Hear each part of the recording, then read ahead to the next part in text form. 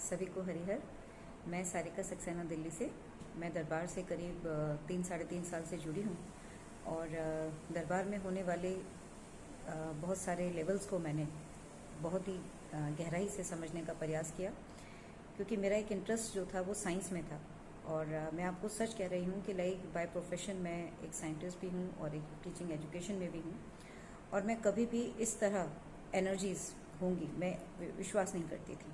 और modern science और ये सारे कंसेप्ट्स मेरे माइंड में बिल्कुल पीक पे हुआ करते थे। लेकिन जब मैं दरबार से जुड़ी तो मैंने हर वीडियो से इतना कुछ सीखा कि आज मैं हर मानव जाति को सिर्फ एक ही मैसेज देना चाहती हूँ कि आप कभी भी किसी के भ्रम में ना आइए। आप सिर्फ अपने विवेक को यूज़ करें, अपने विवेक का इस्तेमाल करें और वीडियोस को बहुत ध्यान से देखें कि आज असलियत में बीमारी का कारण क्या है, या आपके घर में जो भी तकलीफ़ें हैं या संसार के अंदर जो भी तकलीफ़ें हैं वो तकलीफ़ें क्यों हैं। मैं बस आपको एक छोटा सा एक कंसेप्ट बताना चाहती हूँ कि कभी आप बहुत ध्यान से देखेंगे कि ये मानव देह, मतलब हर मानव अपने आप में एक यूनिक एनर्जी बीइंग है, एक यूनिक एनर्जी बीइंग है। इसलिए कोई भी दो व्यक्ति इस प्लेनेट पे एक जैसे नहीं होते, किसी का स्वभाव संस्कार एक जैसा नहीं होता। हर इंसान अपने अंदर एक अलग तरह की ऊर्जा को संचित करता है और ये ऊर्जा जो हम संचित करते हैं, ये ऊर्जा हमारे अंदर हमारे कर्मों से संचित होती है। और आपको ये भी बात जाननी होगी कि जो कर्म हम करते जाते हैं हम वैसे ही बनते जाते हैं, ठीक है। और जो हम अपने पिछले जन्मों में कर्म करते चले आए, क्योंकि आज का हमारा ये जन्म आज का जन्म नहीं है। हमने न जाने आत्मा जो शरीर को चलाती है वो एक चैतन्य शक्ति है। ये बात गीता में भी कही गई है कि आत्मा एक चैतन्य शक्ति है ना, जो जीवन को चलाती है। तो आज आपने कोई फ्रेश जन्म नहीं लिया, आपने न जाने कितने जन्म ले लिए, राइट। तो आपके पास वो भी एक इन्फॉर्मेशन का पूरा भंडार है। जब बच्चा आता है, हर बच्चा आकर के एक अलग अलग तरह का व्यवहार करता है, क्योंकि हर बच्चे के साथ एक अलग तरह का सब कॉन्शियस माइंड जुड़ा हुआ है। सब कॉन्शियस माइंड मतलब आपका अवचेतन मन, कि जो आपने जन्म जन्मांतर में किया वैसे आप बन गए, ठीक है। तो इसीलिए हमें ये बात समझनी पड़ेगी कि आज हम अपने जीवन को किसके हाथों में सौंपना चाहते हैं। हम डॉक्टर्स के हाथों में सौंपना चाहते हैं, हम आज के मॉडर्न साइंटिस्ट के हाथों में सौंपना चाहते हैं, या हम अपनी वैदिक परंपरा के हाथों में सौंपना चाहते हैं। मैं ये बात भी कहना चाहूँगी कि कभी भी ये बात किसी भी मानव को नहीं भूलनी चाहिए कि भारत पूरे विश्व के अंदर अपने आप में एक यूनिक कंट्री है। ये एक देवभूमि है जहाँ ऋषि मुनियों की परंपरा कोई आज इन्वेंट हो रही है, ऐसा नहीं है। ऋषि मुनि तो बहुत कुछ करके चले गए, हम बस उसको भूल गए, है ना, हम बस उसको भूल गए। तो जब हम 5 तत्वों के इस विज्ञान को बहुत अच्छे से समझ लेंगे, आत्मा की हर जन्म की यात्रा को अच्छे से समझ लेंगे, तभी हमें ये समझ में आएगा कि चाहे वो एक छोटा बच्चा हो, चाहे वो एक परिवार हो, चाहे वो कोई भी हो, वो राष्ट्र हो, वो सब एक अलग अलग तरह से क्यों एक दूसरे के साथ बिहेव करते हैं, क्यों वो एक दूसरे के साथ प्रतिस्पर्धा कर रहे हैं, लेकिन प्रिंसिपल सिर्फ एक ही है, वो है एनर्जी, ठीक है। और एक दूसरी बात, मैं सिर्फ आज बुरा भी लग सकता है किसी को, लेकिन मैं एक सीधी सी बात कहना चाहती हूँ कि आज जब हम जैसा कर्म करते हैं ना, हम वैसे ही बन जाते हैं। जैसे आज कोई मीडिया है, आज मीडिया ने अपने सामने सत्य भी देखा होगा, आज मीडिया ने ये भी देखा होगा कि उनके सामने ही लोग ठीक हो रहे हैं। गुरुदेव ने उनको ये एक ओपन चैलेंज भी दिया कि आप अपने ही लोगों को लेकर आइए, है ना, क्योंकि आप पब्लिक को कुछ भी दिखा रहे हो, कुछ भी बोल रहे हो, तो आप अपने लोगों को लेकर आइए, आप इस वैदिक परंपरा का पालन करिए और वो अपना सब कुछ पब्लिक को लाइक दिखाइए। तो वो भी एक एक्सेप्टेंस था, वो भी एक मतलब ऑफर था, वो किसी भी मीडिया ने क्यों नहीं स्वीकार किया, उसके पीछे कारण है। यहाँ पर ही मैं आपको ये बात बताना चाहती हूँ कि जो कर्म हम करते रहते हैं हम वैसे ही बन जाते हैं, और हमारे चारों ओर ऊर्जा का कवच भी वैसा ही बन जाता है, ठीक है। तो इसलिए यदि हम झूठ का ही प्रचार प्रसार करते रहे हैं अपने कैरियर के प्रोफेशन में, तो हम झूठ को प्रचार प्रसार करने वाले ही बन जाएंगे, है ना, यही एक साइंस है। तो इसीलिए हमें सत्य दिख भी रहा होगा ना, तो भी हम सत्य को एक्सेप्ट नहीं कर पाएंगे। आज मॉडर्न साइंस या कोई भी डॉक्टर फेल क्यों है, क्योंकि उसका जो माइंड है, उसका जो इंटेंशन है, वो उसके ऊपर फोकस्ड है, जो उसको दिख रहा है, वो इस मानव देह को देख रहा है, इसका ट्रीटमेंट कर रहा है, लेकिन वो उसको ये नहीं देख रहा, उसको ये नहीं पता कि ये मानव देह हर इंसान के अंदर अलग अलग मतलब किस तरह की ऊर्जा को संचित कर रही है। ये हमारे जो इंस्ट्रूमेंटेशंस हैं उनकी एक लिमिटेशन है कि वो सूक्ष्म को कभी देख ही नहीं सकते। आप कभी खुद से सोचकर देखिएगा कि जब कोई भी इंसान इस धरती के अंदर आता है तो मानव देह के अंदर उसे पूरी बॉडी को बनने में 9 मंथ्स लग जाते हैं, है ना। वो एक सूक्ष्म इकाई से एक पूरी मानव देह 9 महीने के अंदर तैयार होती है। लेकिन हर बच्चा जब इस जन्म लेकर भी आता है, वो भी 9 महीने का टाइम एक जैसा हो सकता है, लेकिन वो भी बच्चा अलग अलग होता है। तो जब आप इसके ऊपर जाएंगे कि वो बच्चा अलग क्यों है, क्योंकि उसकी आत्मा के संस्कार अलग अलग हैं, है ना। जिस माँ के अंदर वो जन्म ले रहा है, वो माँ का अपना एक पूरा का पूरा एनर्जी पाथ है। तो इसलिए बच्चा जब उसी माँ की कोख में पलता है, हाँ, जन्म लेता है, तो वो एक अलग यूनिक एनर्जी बीइंग बन जाता है। आज जो बच्चे बचपन से अपाहिज होते हैं, है ना, या उनको बचपन से ही प्रॉब्लम होती है, उसके पीछे कारण है, क्योंकि वो आत्मा अपने साथ वो अपने कर्म बंधन लेकर आ रही है, कर्म बंधन और कर्म भोग लेकर आ रही है। इसलिए ही हम मानव जन्म लेकर बार बार आ रहे हैं, वरना क्या जरूरत है। आप कभी यदि अपने जीवन काल में इस चीज को बहुत ध्यान से देखो कि एनर्जी ही तो थी। सतयुग में सब लोग सत्कर्म करते थे, द्वापर में और कम हुए, त्रेता में और कम हुए, और कलयुग से अब हम घोर कलयुग की तरफ जा रहे हैं, तो कर्म दिखाई दे रहे हैं सब कुछ। आज हर इंसान यदि अपना काम ईमानदारी से कर रहा होता, तो आज हमारा देश, हमारा ये राष्ट्र, हमारा ये विश्व इस स्तर पे पहुंचा ही ना होता। मीडिया का काम है सत्य को दुनिया को दिखाना। मीडिया का काम गलत बातों को उछालना नहीं है। मीडिया का काम किसी भी चीज को फेवर करना नहीं है। लेकिन लोगों ने आजकल ईमानदारी को छोड़ दिया पीछे, और यही एक कारण है कि वही कर्म भोग उसके तैयार होंगे, वही वो इस जीवन में वही चीजों को लेकर के फिर दोबारा से वापस आएगा। लेकिन वो आज इन चीजों को भूल गया। इसीलिए सिर्फ अपने विवेक को इस्तेमाल करें, अपने विवेक को इस्तेमाल करें, और ये देखें कि आप आज जिन परिस्थितियों में हैं उनका कारण क्या है ना। किसी को मान लीजिए आर्थिक संकट है, उसके पीछे कारण है। कभी आपने कुछ लिया होगा किसी से, वो आज आपको चुकाना पड़ेगा। जो दर्द आपने किसी को दिया था, वो आपको आज मतलब सेवा करके चुकाना ही होगा। और दूसरी बात, जैसे बहुत सारे मीडिया वाले ये भी कह रहे थे कि यूक्रेन और रूस का युद्ध, आपको सिर्फ एक इतनी सी बात समझनी है कि कहीं भी झगड़ा हो रहा है, कहीं भी कलह हो रहा है, चाहे वो पति पत्नी के बीच में हो, माता पिता के बीच में हो, बच्चों के बीच में हो, दो देशों के प्रति हो, कई कंट्रीज के बीच में हो, कारण सिर्फ एक ही है। कारण क्या है कि युद्ध की एनर्जी, कलह की एनर्जी, लोअर एनर्जी वाइब्रेशंस उनके चारों ओर इकट्ठे हो गए। वो एक व्यक्ति के चारों ओर इकट्ठे हो गए, वो एक पॉपुलेशन के चारों ओर इकट्ठे हो गए, वो पूरे देश में इकट्ठे हो गए। तो जैसी एनर्जी आपने संचित की, वैसे ही एनर्जी आपके अंदर रिफ्लेक्ट करेगी, और वो आपको देखते हुए भी सच नहीं देखने देगी। क्योंकि यदि आपने नेगेटिव एनर्जी अपने अंदर संचित की है, अपने अंदर, अपने देश के अंदर, तो वैसे ही कर्मकांड आपके देश के अंदर होने ही होने हैं। आपको यदि समझ में भी आ रहा होगा ना कि मेरा नुकसान है, लेकिन आपको समझ में नहीं आएगा कि आपका नुकसान होने वाला है। ठीक है। इसी तरह से जो इंसान सत्कर्म के रास्ते पर चल रहा है, वो कभी बुरे के पीछे जाएगा नहीं, और जो बुराई के रास्ते पर चल रहा है, वो कभी सत्कर्म के पीछे जाएगा नहीं। वो कब जाएगा? जब उसका अंतःकरण बदलेगा।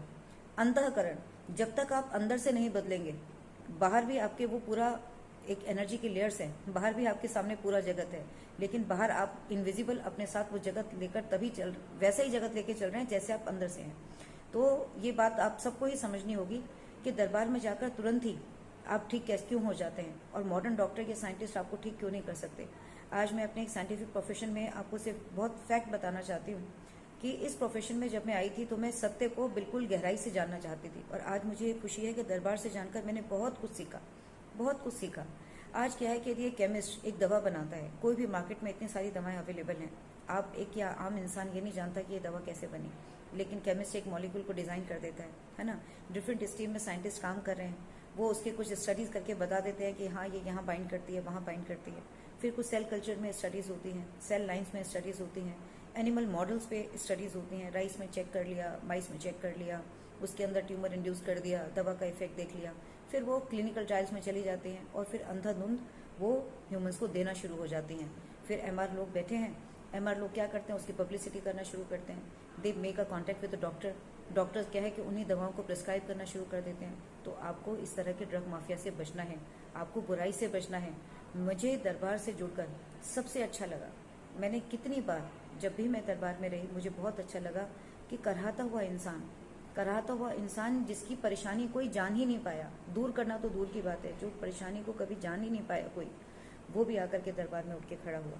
तो मेरे को कहते हैं ना जैसे कि आंतरिक प्रसन्नता, उसका मैंने बहुत अनुभव किया दरबार से जुड़कर। तो मैं आप सबको यही कहना चाहती हूँ कि आप सत्य की तरफ जाएं, अपने जीवन को किसी के ऊपर, आप मीडिया के ऊपर अपने जीवन का भरोसा ना रखें, क्योंकि मीडिया क्या कर रहा है उसके पीछे भी साइंस है। ठीक है, डॉक्टर्स क्या कर रहे हैं उनके पीछे भी साइंस है, ड्रग माफिया क्या कर रहा है उसके पीछे भी एक साइंस है।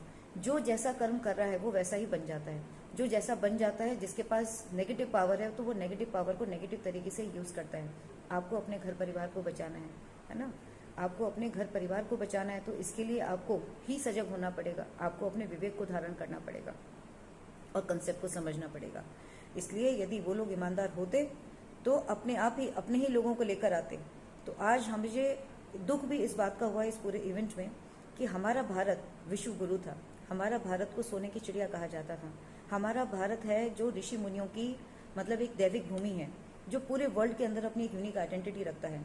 और ये हमारे देश का बहुत बड़ा दुर्भाग्य है कि एक ऐसी विधि एक दरबार के माध्यम से यदि निकल कर आ रही है कि जहां इंसान एक ही दिन में या 2 दिन में बिना दवा खाएं वो ठीक हो सकता है, तो उसको मानव समाज आज जितना तकलीफों से गुजर रहा है, कितने सारे लोग हैं जो मतलब गरीबियों से गुजर रहे हैं, सभी तरह की चीज़ों से गुजर रहे हैं। उनके कल्याण के लिए आपको आगे आना चाहिए। एक डॉक्टर को एक शपथ दिलाई जाती है कि वो मानव समाज का भला करेगा, उसको ये शपथ नहीं दिलाई जाती कि एमआर के साथ कांटेक्ट करो और लोगों को गलत मेडिसिन प्रिस्क्राइब करते रहो या गलत टेस्ट प्रिस्क्राइब करते रहो। क्या ऐसा होता नहीं है?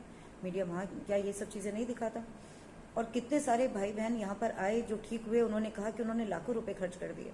तो आज जो व्यक्ति ये भी सोचते हैं कि दरबार की चिकित्सा महंगी है, मैं उन लोगों को भी एक बात कहना चाहती हूँ। देखिए, आप कभी अपना एक विवेक यूज़ कीजिएगा। हर इंसान के दिमाग में क्या है कि एक माइंड सेट है कि मैं यदि मंदिर में जा रहा हूँ किसी भी चीज़ के लिए तो मुझे सब कुछ फ्री मिलना चाहिए, बस मुझे मिलते ही जाना चाहिए। मैं अपनी झोली फैलाकर जाऊँ और झोली को भरा हुआ ले आऊँ। मतलब मंदिर के लिए एक ऐसी भूमिका बन गई है कि मंदिर में जाके मेरी सारी इच्छाओं की पूर्ति हो जानी चाहिए, वो भी फ्री ऑफ कॉस्ट। ठीक है, लेकिन जैसे ही वो व्यक्ति किसी हॉस्पिटल में एंटर करता है, उसको पता होता है, वो वहाँ क्यों नहीं एक्सपेक्टेशन करता कि मुझे इस दरबार मतलब मुझे इस हॉस्पिटल में सब कुछ फ्री मिल जाना चाहिए। अब फ्री मिलना या फ्री ना मिलना क्या है? यदि हम किसी चीज़ का मूल्य का दाम ले रहे हैं, ये हमारी प्रॉब्लम है कि हम फ्री एक्सपेक्ट कर रहे हैं। दूसरी बात, आपको ये बात भी समझनी होगी कि यदि आप अपने घर परिवार के किसी एक व्यक्ति के लिए इंडिविजुअल ट्रीटमेंट जाते हो, जैसे फॉर एग्जांपल आपने एक्सरे करना है, दरबार क्या कर रहा है? पूरे परिवार की चिकित्सा कर रहा है। उस परिवार में 1 जन भी हो सकता है, 2 जन भी हो सकते हैं, 4 भी हो सकते हैं, 6 भी हो सकते हैं, 10 भी हो सकते हैं। प्यूरिफाई तो सभी हो रहे हैं। और बाकी आया एक ही व्यक्ति, 9 व्यक्तियों का आपके घर का इलाज घर बैठे हो रहा है ना। आप उस कंसेप्ट को समझ नहीं पा रहे। ये आप समझ सकते हैं, आप जब इस रास्ते पे चलोगे आप समझ सकते हैं। जो समझना चाहते हैं वो आगे आए, समझे। गुरुदेव तो समझाने के लिए तैयार हैं, ठीक है। लेकिन यदि आप 10 लोगों का यदि एक्सरे कराने चाहते, 10 लोगों का यदि ब्लड रिपोर्ट कराने चाहते, तो क्या आप कभी सोचते कि मेरे पूरे परिवार को, और वहाँ पे भी कोई गारंटी नहीं है कि आप ठीक हो जाएंगे या नहीं हो जाएंगे, लेकिन यहाँ पर गारंटी है ना। गारंटी का क्या मतलब है? गारंटी क्या है कि आज कलयुग में आते आते हम सबके संकल्प, हम सबकी खुद की एनर्जी इतनी डिप्लीटेड हो चुकी है कि हमारे अंदर से ज्ञान ही निकल गया। जैसे हम बन गए, हमारे अंदर से ज्ञान ही निकल गया। हम बस अपनी ज़रूरतों को, अपनी इच्छाओं को पूरा करने वाले बन गए, ठीक है ना। तो इस तरह से आप अपनी उस ऊर्जा को, आप आत्मा की शक्ति को कैसे बढ़ाओगे? जब आप ध्यान करोगे, साधना करोगे। लेकिन आज आपके अंदर इस तरह से नेगेटिविटी भर गई है कि आपके अंदर सारा दिन मतलब क्या कहते हैं, संकल्प चलते हैं, विचार चलते हैं, तो मन ही स्थिर नहीं है। मन ही इच्छाओं के पीछे बेलगाम भाग रहा है, तो आप ध्यान कैसे करोगे? कहाँ से आएगी वो पवित्र ऊर्जा आपके अंदर? इसीलिए हमें खुश होना चाहिए कि ऐसी परिस्थितियों में भी हमारे ऋषि मुनि हमारे कल्याण के लिए ऐसी विधियां अपनाकर गए कि आप उस पवित्र ऊर्जा को संग्रह कर सकते हो। और आपके अंदर जो नेगेटिव एनर्जी जो आपने कमाई है, चाहे वो आपने जन्म जन्मांतर में किसी भी रूप में कमाई हो, जब तक वो रिप्लेस नहीं होगी, उसको रिप्लेस करने के लिए पॉजिटिव एनर्जी चाहिए, ठीक है। तो सिर्फ कंसेप्ट एनर्जी का है। जब आपको पॉजिटिव एनर्जी जो आपको खुद अर्न कर सकते थे आप मेडिटेशन से, जब आप वो नहीं कर पाते, तो आपको हवन के माध्यम से ही प्यूरिफाई किया जाता है। और किसी भी चीज़ को निकालने के लिए सिर्फ ऊर्जा ही लगती है। असाध्य का अर्थ ही यही है। असाध्य मतलब जो आपकी बॉडी की कैपेसिटी से बाहर चला गया, है ना, जो अब किसी के कंट्रोल में रहा, अनकंट्रोलेबल बन गया, तो उसको तो बहुत ज़्यादा ऊर्जा की आवश्यकता है। तो जो भाई बहन भी ऐसा सोचते हैं कि कॉस्ट ज़्यादा है, आप इसको एक तरह से भी सोचिएगा। मैं ही कई बार सोचती हूँ, मैं आपको बहुत ऑनेस्टली शेयर कर रही हूँ कि साइंस में मेरा बहुत इंटरेस्ट है। मुझे लगता है कि मुझे सोल साइंस मतलब कि चैतन्य शक्ति जीवन एक शरीर को चलाता है, इस कंसेप्ट को मैं प्रूफ करना चाहती हूँ। लेकिन मैं आज ये बहुत अच्छे से जानती हूँ कि यदि इस प्रोफेशन में मैं किसी भी फंडिंग एजेंसी में कोई एक प्रोजेक्ट डालूंगी कि मैं सोल साइंस पे काम करना चाहती हूँ, जितनी भी हमारे गवर्नमेंट की फंडिंग एजेंसीज हैं, चाहे वो DST है, DBT है, CSIR है, no one will give the fund to me. In fact they will call me as a fool person, है ना, कि आप पता नहीं और क्या क्या टैग लग जाएंगे, जैसे अभी मीडिया वाले दरबार के ऊपर लगा रहे हैं, तो मुझे कोई फंड नहीं देगा, ठीक है। लेकिन आप यदि सत्य की फाउंडेशन रखना चाहते हैं, न सिर्फ अपने देश में बल्कि पूरे विश्व में, तो आपको हर तरफ से सशक्त होना पड़ेगा। You can not be dependent on the grants और on the funds, which has to be taken up by the some other person, some other organization or even from the government. आप किस किस को कन्विंस करोगे? क्योंकि चारों तरफ negativity है, चारों तरफ जिसको जो दिख रहा है, जो मेजोरिटी में चल रहा है, सब उसी पे बिलीव कर रहे हैं। इसलिए आपका खुद हर तरह से, वो फाइनेंस भी है, क्योंकि finance plays a very important role. आपके पास पैसा नहीं है, आप क्या काम करोगे? आज गुरुदेव यदि यूनिवर्सिटी खोलना चाहते हैं तो यूनिवर्सिटी फ्री में बन जाएगी, लैंड कहाँ से आएगी? यूनिवर्सिटी के लिए इंफ्रास्ट्रक्चर कहाँ से आएगा? मैन पावर कहाँ से आएगी? तो आज इतने बड़े बड़े काम करने का उन्होंने निर्णय लिया है, तो हम सबको अपने विवेक को यूज करके सपोर्ट करना चाहिए। और बात गुरुदेव बिल्कुल ठीक कहते हैं कि डोनेशन भीख ही होती है। कोई भी चीज़ जब हमें किसी भी रूप में फ्री में मिलती है तो हमेशा याद रखें कि ईश्वर का एक ही सिद्धांत है, वो है कर्म बंधन और कर्म भोग। जो चीज़ हम किसी से लेते हैं वो हमें लौटानी पड़ती है। तो हमारे मानव जीवन में भी यही हो रहा है कि हम मानव जीवन में अपने कर्म भोग भोगने के लिए इस दुनिया के अंदर आए हैं। हम यहाँ डॉक्टर, इंजीनियर, साइंटिस्ट बनने के लिए नहीं आए, हम कुछ बनने के लिए नहीं आए। कुछ पिछले जन्मों में कर्म किए थे हमने, उन कर्म भोगों को आज उतारने के लिए आए हैं। इसलिए हम अलग अलग लोगों से, अलग अलग जगहों से मिलते हैं, वहाँ हमें अपना कोई रोल प्ले करना है, ठीक है। तो आज यदि डोनेशन के माध्यम से हम किसी मंदिर को चलाने लगे तो इसका मतलब कि हम वहाँ पर भीख और चंदा इकट्ठा कर रहे हैं। तो दरबार भी कल निमित्त बन जाएगा, मतलब उनका ऋण चुकाने के लिए। तो ऋण क्यों लेना है? गुरुदेव ने एक बहुत अच्छी सुचारू व्यवस्था बनाई है कि आप आइए, आपका परिवार पूरा स्वस्थ हो, और फिर दीक्षा के माध्यम से न सिर्फ अपने खुद के परिवार को आप हमेशा के लिए ठीक कर सकें, आप इसको जानें, और तंत्र दीक्षा के माध्यम से न सिर्फ आप अपने परिवार को बल्कि पूरे समाज को आप ठीक कर सकें। तो इस ओर प्रयास करना चाहिए। आज मुझे इस बात का बहुत दुख भी होता है कई बार कि बाहर की कंट्रीज आज अपने देशों में संस्कृत पढ़ा रहे हैं। हाँ, संस्कृत हमारी मातृभाषा थी और आज हम अपने बच्चों को कॉन्वेंट स्कूल में भेजकर इंग्लिश पढ़ा रहे हैं। तो भ्रष्ट बुद्धि भारतीयों की हो गई है ना। तो सनातन धर्म को यदि जगाना है तो आज अपने हिंदुत्व, जो आपका ओरिजिनल स्वरूप है, हिंदू कोई कास्ट नहीं है, हिंदू आपके अंदर ही है, जो धर्म से जुड़ा हुआ है, जो प्योरिटी से जुड़ा हुआ है, जो पवित्रता से जुड़ा हुआ है, इसको आपको अपने अंदर से जगाना ही होगा। तभी आप इसे एक हिंदू राष्ट्र बना पाएंगे। और उसके लिए आप हमें मतलब कहना चाहिए कि हम बहुत ब्लेस्ड हैं कि हमारे पूर्वज जो ऋषि मुनि के रूप में थे, उन्होंने अपनी न जाने घोर तपस्या साधना से कैसी कैसी विधियां मानव समाज के लिए हमारे वेदों में, शास्त्रों में, पुराणों में लिखी। लेकिन आज आपने वेद, शास्त्र, पुराण पढ़ने ही बंद कर दिए। आज आप इंग्लिश लिटरेचर पढ़ते हो, है ना। और बाहर के देश के लोग आप ही की उन्हीं विद्याओं को सीखने के लिए आतुर बैठे हैं। वो आज संस्कृत पढ़ रहे हैं, उसके ऊपर एक्सपेरिमेंट कर रहे हैं। वो चाहते हैं कि ये विद्या उनके यहाँ जाए। तो हमारे लिए बहुत ही शर्म की बात है कि जहाँ पर भारत को विश्व गुरु बनना चाहिए और भारत को सिखाने वाला बनना चाहिए, हम ये नहीं है। हमारा तो भारत का एक नेचर ही यही है कि वो तो हर किसी को वेलकम करता है। हमारे देश में कोई वीज़ा नहीं लगता। हम भगवान, किसी भी आने वाले को भगवान के स्वरूप में देखते हैं, ठीक है। तो सिखाना कोई प्रॉब्लम नहीं है, लेकिन हमारा मीडिया हमारे ही कल्चर और संस्कृति के ऊपर आज जिस तरह से कीचड़ उछाल रहा है, ये देश के लिए बहुत ही दुख की बात है, बहुत ही दुख की बात है। और वो भी तब जब मीडिया वाले खुद दरबार में उपस्थित होकर लोगों के सामने मतलब उस सत्य को नहीं दिखा रहे। उन्होंने उन लोगों को क्यों नहीं दिखाया जो ठीक हो गए? उन लोगों को क्यों नहीं दिखाना चाहते जिनको गुरुदेव बुलाना चाहते हैं? किसी को भी लगता है कि ये सब अपने लोग हैं, तो आप अपने लोगों को लेकर आइए ना, आप दिखाइए ना दुनिया को। आपका ये काम है, आपकी मोरल ड्यूटी है।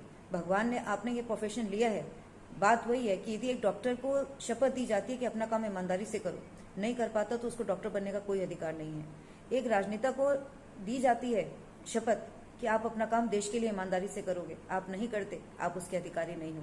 मीडिया को जन कल्याण तक सत्य को दिखाने की जिम्मेवारी है। यदि आप अपना वो काम ठीक से नहीं करते तो आप मीडिया के अंदर रहने के अधिकारी नहीं हो, क्योंकि भोली जनता है हमारे भारत की, भोली जनता है। उस भोली जनता को कहीं से भी गुमराह करने की कोशिश ना करो। इसलिए मैं सभी भाई बहनों से ये निवेदन करूंगी कि आप अपने विवेक से काम लें, अपने घर परिवार को दरबार से जुड़ें, अपने घर परिवार को पूर्णतया स्वस्थ करें। और कहीं भी आपको कोई परेशानी आए तो दरबार के बहुत सारे भाई बहन और भक्त हैं जो आपकी मदद के लिए ज़रूर आगे आएंगे। और फिर आप ही आकर के पूरी दुनिया को बताइए, इतना फैल जाइए कि पूरी दुनिया देख सके कि सही होने की सही पद्धति क्या है, ठीक है। तो इसलिए कोई मतलब प्रिंसिपल सिर्फ एक ही है कि जो एनर्जी हम कमा लेते हैं वैसी ही चारों तरफ हमारे एनर्जी है। जब तक वो आप अंदर से नहीं बदलेंगे तब तक आप बाहरी एनर्जी के साथ कुछ नहीं कर सकते, ठीक है। तो मैंने इसके ऊपर कुछ वीडियोस भी पहले बनाए थे, और आपको यदि कुछ कंसेप्ट को समझना हो तो NWU चैनल के ऊपर मेरे एक साइंटिस्ट ने क्या कहा, मैंने 4 पार्ट में कुछ कंसेप्ट को डिफाइन करने की कोशिश की थी। आप में से यदि कोई भी भाई बहन थोड़ा कंसेप्ट को डीप में समझना चाहता हो तो वो वहाँ जाकर भी देख सकते हैं। फिर भी आपके मन में कोई प्रश्न आए तो I am very open to give the answer. You can just write the question in the comment box. Thank you. Hari Har.